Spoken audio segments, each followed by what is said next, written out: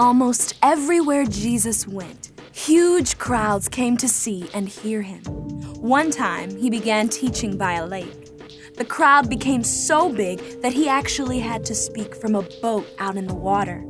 Jesus often told stories, called parables, about everyday life that were symbolic of who God was and what it meant to live in God's ways. Jesus also performed many miracles everywhere he went. He healed sick people and even raised some from the dead. He could also control the weather.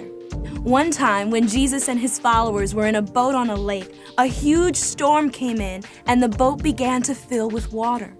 Despite the storm blowing the boat around, Jesus was asleep.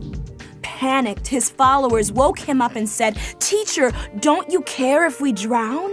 Jesus stood up and commanded the wind and the waves, "Quiet, be still." And the storm was gone.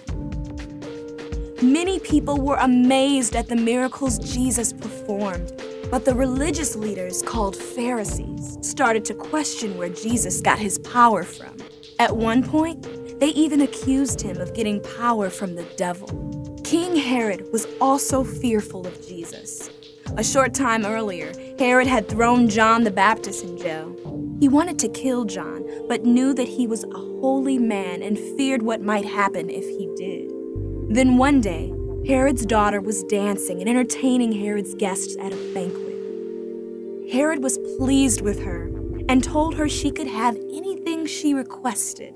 Herod's wife stepped in, telling their daughter that she should request the head of John the Baptist on a platter. Herod was fearful, but what could he do? He had promised to give his daughter what she requested.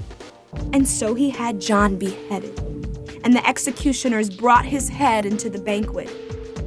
As Jesus' fame grew, King Herod began to worry that Jesus would bring John back from the dead. Even Jesus' followers began to have second thoughts about him.